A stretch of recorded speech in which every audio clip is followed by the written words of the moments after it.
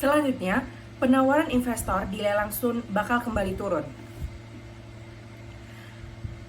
Pemerintah akan kembali menggelar lelang surat utang negara pada hari ini, 15 Februari. Nilai penawaran dari investor diperkirakan masih akan rendah pada lelang ini. Pelaku pasar masih bakal berhati-hati masuk ke pasar pekan ini lantaran menunggu rilis risalah rapat Federal Open Market Committee pekan ini. Pelaku pasar terutama akan mencermati pandangan The Fed soal tingginya inflasi Amerika Serikat saat ini.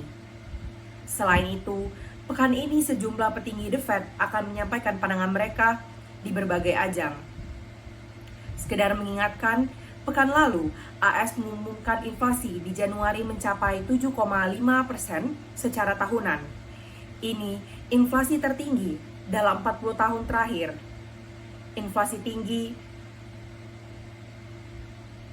menghentikan kuantitatif easing lebih cepat, kata Ahmad Mikhail Zain, ekonom Sukor Sekuritas kemarin.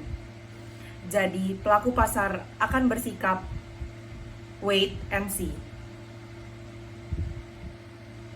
Mikhail memprediksi jumlah penawaran yang masuk berpotensi turun 10 triliun rupiah dari perolehan di lelang Sun 2 pekan lalu.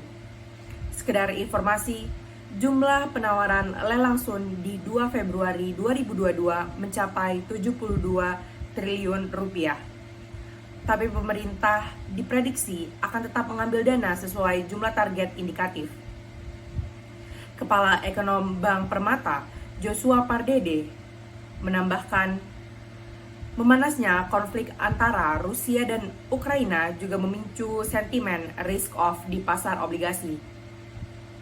Karena itu, Joshua memprediksi jumlah penawaran yang masuk dalam lelang Sun kali ini di rentan 60 triliun rupiah sampai dengan 70 triliun rupiah.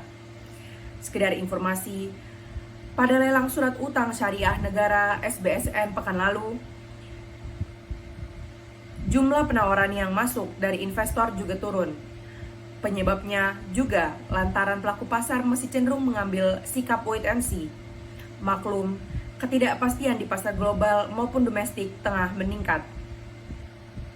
Apalagi seiring ekspektasi kenaikan suku bunga acuan AS Amerika Serikat secara agresif, yield US Treasury juga meroket. Kenaikan ini pada akhirnya membuat surat utang dalam negeri tertekan. Kenaikan yield membuat harga obligasi terkoreksi, hingga pelaku pasar jadi bersikap hati-hati. Asal tahu saja, yield Sun di pasar sekunder saat ini juga cenderung masih berada di level tinggi. Senin 14 Februari, yield Sun acuan tenor 10 tahun berada di 6,40%. Di Jumat 11 Februari, yield Sun tersebut sempat menyentuh rekor tertinggi di 6,5%.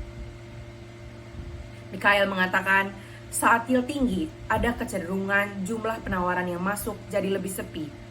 Apalagi The Fed masih bersikap hawkish. Ia memprediksi investor akan lebih banyak memburu obligasi tenor pendek. Penawaran yang masuk pada seri PTN diprediksi akan tinggi.